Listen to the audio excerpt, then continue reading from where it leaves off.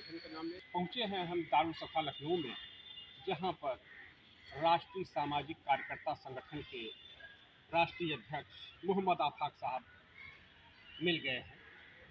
उनसे बात करते हैं, जानते हैं, समझते हैं मौजूदा राजनीति के बारे में, 2024 का जो लोकसभा चुनाव का परिदृश्य होगा उसके बारे में। आपका आफाक साहब जनता खबर में खैर मकदम है।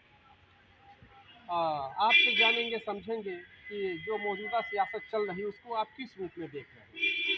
2024 का परिदृश्य खास तौर से जो एक तरफ एनडीए है, दूसरी तरफ इंडिया है, तो उसको किस परिदृश्य में देख रहे हैं? देखिए, इंडिया भी हमारे भारत का है जी और इंडिया भी हमारे भारत का है। जी सवाल विचारों का है। जी हमारी 2014 से जो मोदी जी की सरकार आई, तो जाहिर सी बात है कि काफ़ी देश को नुकसान हुआ, देश को काफ़ी नुकसान हुआ, मगर उससे ज़्यादा इन पार्टियों को नुकसान।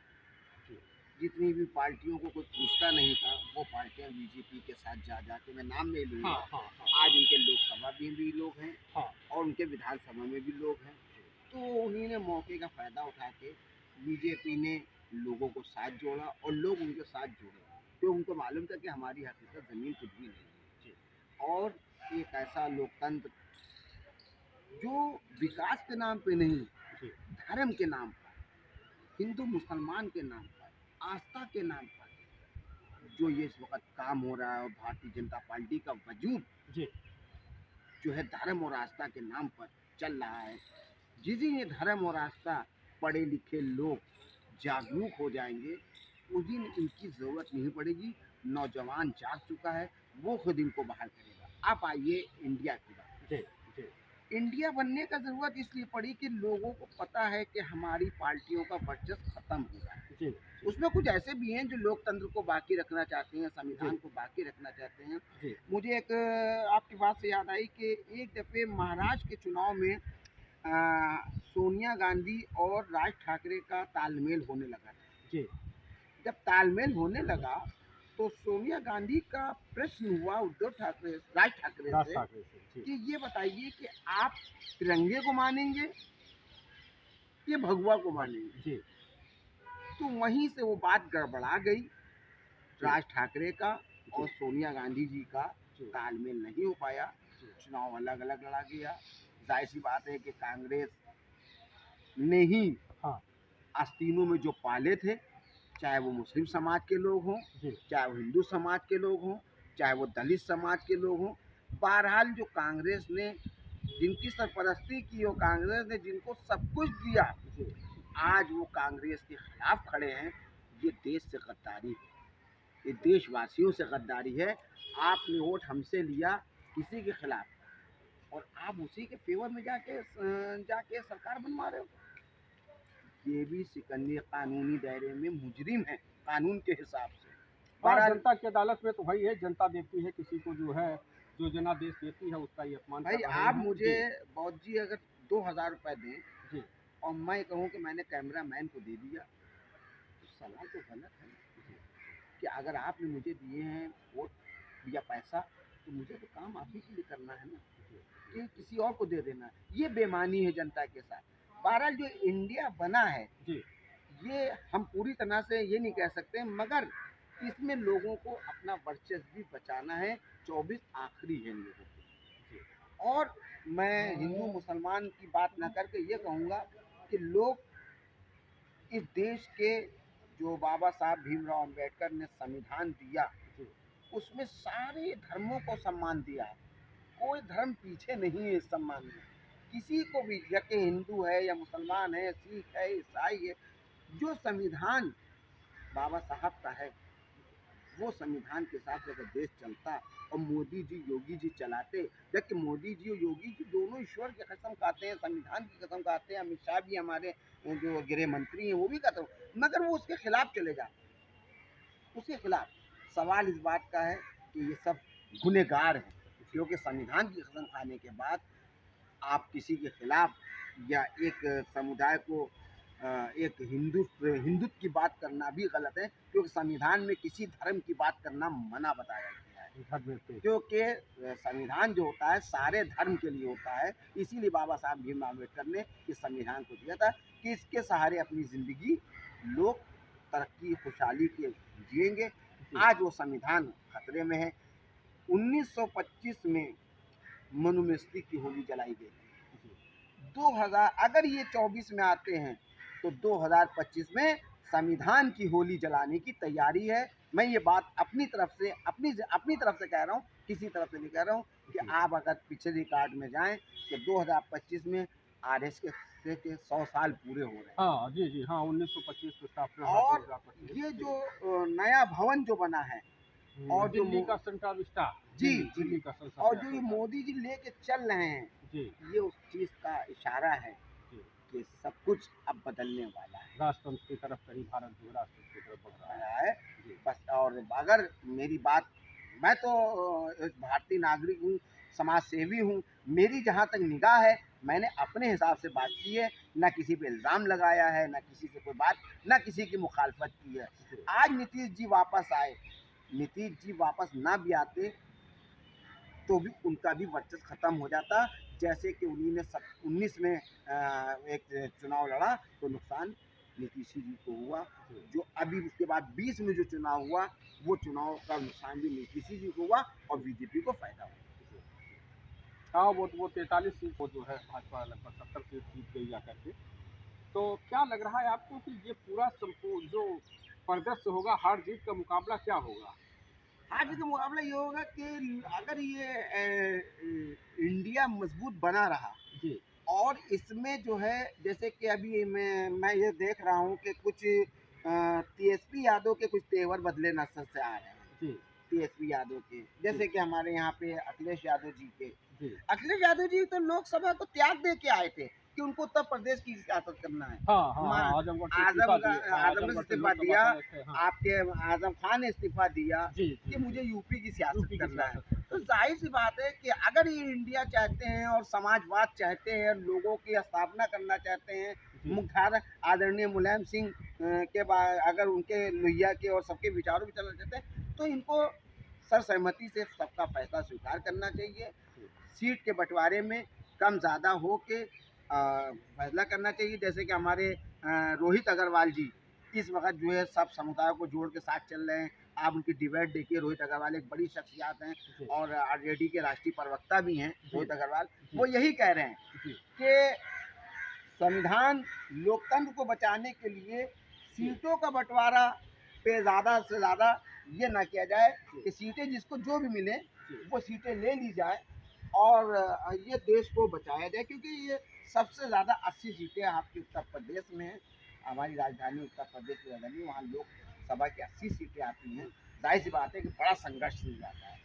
और मेरा जो अपनी सोच है, जो राहुल गांधी ने भारत जोड़ो यात्रा की है, वो भारत जोड़ो यात्रा साउथ के इलाके में बहुत फायदा पहुँचाएगी उन्हें, ना कि यूपी, बिहार, बंगाल में।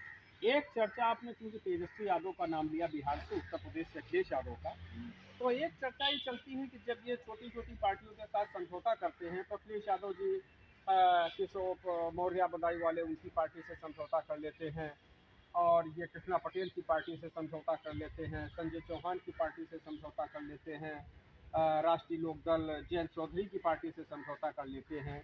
जो 1, 2, 3% ये अकल तो ये जनसंख्या है, ये अकल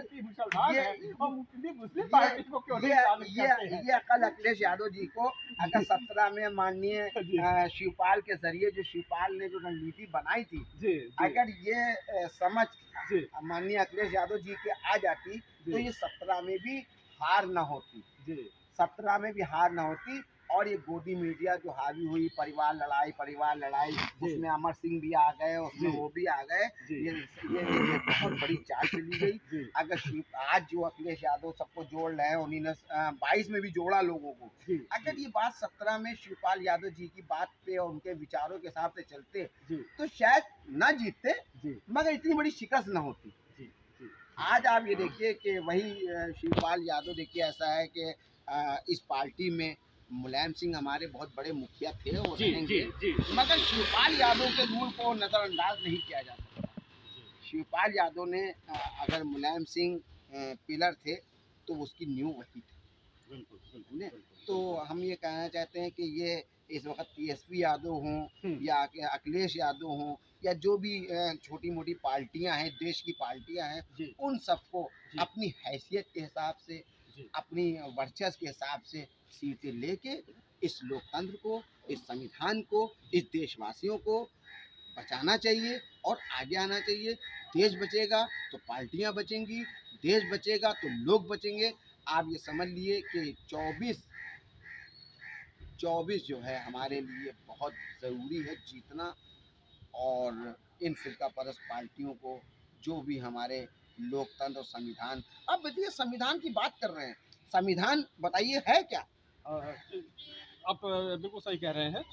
खास तौर से आपसे ये बात समझना चाहेंगे कि सेकुलर वोटों का जो बंटवारा हो जाता है, जैसे बिहार में जब विधानसभा का चुनाव हुआ तो वहाँ पर ओवैसी की पार्टी को 5 विधानसभा सीटें उन्होंने जीत लिया।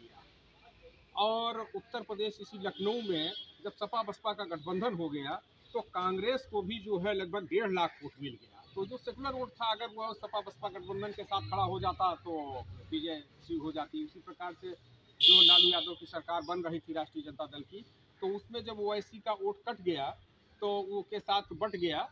तो इसको किस रूप में देखते हैं कि 24 में ये खतरा बरकरार रहेगा या ये खतरा मिट जाएगा और सेकुलर वोट एक तरफा जो है इंडिया के साथ चला जाएगा? बहुत अच्छा सवाल है। जी देखिए, जब हिंदुस्तान और पाकिस्तान का बंटवारा हुआ जी तो इस मुल्क का जो पूंजीपति, बहुत बड़ा सरमायाकार मुसलमान था, वो तो चला गया पाकिस्तान। जी जी अब हम लोग यहाँ बचे, हमारे बाप दादा, कमज़ोर लोग, मजदूर लोग, आज भी मजदूरी करते हैं, जी आज भी लोग जी कहते हैं, जी वो लोग यहाँ बचे। जी कुछ लोग बचे तो उन्हीं ने एक मन बनाया हाँ कि पाकिस्तान तो बन गया है, हाँ अब हमें हिंदू भाइयों के साथ रहना है। चाहे वो गांधी जी हों, जी मौलाना आज़ाद हों, जी उन्हीं ने जामा मस्जिद की सीढ़ियों से ऐलान किया, मुसलमानों कहाँ जा रहे हो, जी तुम्हारी इन खानखाओं की, तुम्हारी इबादत गाहों की कौन हिफाजत करेगा। गांधी जी ने सत्या पे बैठ गए थे, अनशन पे बैठ गए थे कि अब कोई मुसलमान कहीं, कोई कहीं नहीं जाएगा। जी तो यहाँ के हम लोग रुके। मगर आज हमसे सवाल किया जाता है कि पाकिस्तान बन गया। पाकिस्तान बना तो जब मैं पैदा भी नहीं हुआ, तब मैं तो हिंदुस्तान में पैदा हुआ, मेरे बाप हिंदुस्तानी। अब हम लोगों को, ये नौजवानों को, बच्चों को इस हमारे खिलाफ शस्त्र पकड़ाए जा रहे हैं। कौन है ये लोग? ये कौन लोग हैं? ये, हम इनको देश का नहीं कहते, देश के गद्दार कहेंगे, चाहे वो हिंदू हो या मुसलमान जी हो, हाँ हाँ, कोई जो कोई भी हो। जो देश की जो आज है हम लोग संप्रभुता को खतरा पहुंचा रहा है, वो इस कोई भी हो, हिंदू हो मुसलमान हो, अरे, कोई भी हो। मैं जी आपके माध्यम से कहता हूँ बहुत जी, कि इस वक्त मुसलमान, इस जी देश का मुसलमान जी इस धरती को पवित्र मानता है, 5 दफे माथा टेकता है, नाक लगड़ता है, इस धरती को इतना पवित्र मानता है। आप लोग में से तो जाते हैं तो घंटा बजा दिया है या नमस्कार कर लिया। माथा टेकने की परंपरा सिर्फ 2 लोगों में ज्यादातर अधिकतर पाई जाती है, एक पंजाबियों में और एक मुसलमानों में। गुरुद्वारा में जाकर। जी। तो माथा टेक, इस धरती को हम पवित्र मानते हैं, हमारे सिख भाई लोग मानते हैं, सभी लोग इस धरती को पवित्र मानते हैं। मगर माथा टेकने का ऊपर वाले ने सौभाग्य हम 2 लोगों को दिया है, एक सिख भाइयों को, एक मुसलमान भाइयों को। हम लोग 5 दफे माथा टेकते हैं। जी हमारे हिंदू भाई जाते हैं, घंटा बजाते हैं, हाथ जोड़ते हैं, उनकी आस्था है, जी सच्ची श्रद्धा है। जी। मगर ये देखिए कि माथा टेकने की बात आई। बहुत भी तो हम लोग जो है बुद्ध विहार में जाते हैं तो माता से टेकते हैं। तो बुद्ध विहार में भी जो है 3 बार हम लोग, जब भी कोई बुद्धिस्ट जाता है चलिए तो 3 हो गए, हाँ हाँ हाँ, 3 हो गए, तीन बुद्धिस्ट तीन हो गए। जी तो जी ये हमें जी समझने की जरूरत है। जी और इस जी देश के अंदर जी करोड़ों मुसलमान हैं, जी जी। तुम काटते काटते, मारते मारते कितनी नफरतें लेकिन फैलाओगे। एक बात आपसे समझना चाहेंगे कि ये मुसलमानों को फिर जो है शामिल भी क्यों कर देते हैं? कि पहले विरोध करते हैं कि साहब लुलू माल को जमीन दे दी जाएगी तो लव-जिहाद का अड्डा बन जाएगा। बाद में फिर पता चला कि अखिलेश यादव से भी ज़्यादा जमीन दे देते, उद्घाटन भी कर देते, उद्घाटन में पहुँच भी जाते हैं। देखिए पता लगा कि मुसलमान को विधायक भी बना देते हैं, सांसद भी बना देते हैं, मंत्री भी बना देते हैं, केरल देखिए में ये के प्रोटोकॉल है। राज्यपाल भी बना देते हैं। देखिए ये जी, प्रोटोकॉल जी, है। जी, जी, आप जी, भारतीय जनता पार्टी है, जी, जी, आपके बगल में छुरी मुंह में राम तो जरूर है, जी, जी, मगर आपको एक प्रोटोकॉल के हिसाब से, जैसे कि यहाँ पे दिखाने के लिए दुनिया को। हाँ, दानिश आजाद को उन्हीं ने एक बना रखा हाँ, है। हाँ, जी, जी, तो जी, ये मजबूरी है, जी, जी, जी, जी, जी, जी, जी, पार्टी की मजबूरी है। जी, मदरसा बोर्ड के अंदर इस वक्त देखा जाए तो जी, सारे हिंदू भाई घुसे हुए हैं। जी, जिनको उर्दू की मालूमात नहीं है, जी, अगर बना रखा है जी, जी, ठीक है, सरकार है उनकी, जी, बना रखा है। जी, हज हाउस में आप देखिए ऐसे लोग हैं जिनको मालूम ही नहीं, बना रखा है। जी, अब प्रोटोकॉल के हिसाब से भाई दानिश आजाद उन्हीं ने बनाया है, जी, मगर उनकी परवरिश उसी संघ विचारधारा की है। जी, जी, जी, दानिश आजाद की जो परवरिश है, जो जी, विचार हैं, जी, जी, वो उसी संघ विचारधारा से। जी, जी, मुसलमान तो वो हैं, जी, जी, कलमा गो तो हैं, भाई हैं हमारे, मगर वो विचारधारा जो है तो आप वही संघ है। भाजपा को ही लेकर के चल रहे हैं। तो भाई ये कह रहे हैं कि जी, इंडिया अच्छा कदम है, जी, लोकतंत्र बचेगा जी, तो सब कुछ बचेगा। जी, और लोकतंत्र को बचाने के लिए इस वक्त बहुत ज़रूरी है कि हम सब मिल के आगे आए, वरना हमारी धन धरती शिक्षा स्वास्थ्य सब खत्म हो जाए। बहुत अच्छा रहा, आपने जो है जनता खबर को समय दिया, आपको जो है बहुत बहुत शुक्रिया। आप सब देखते रहिए जनता खबर को, लाइक कीजिए, शेयर कीजिए, सब्सक्राइब कीजिए और अपने विचारों से अवगत कराइए कमेंट करके कि मोहम्मद आफाक साहब का आपका क्या विचार है, आपके विचारों पर। आप सबको बहुत बहुत शुक्रिया।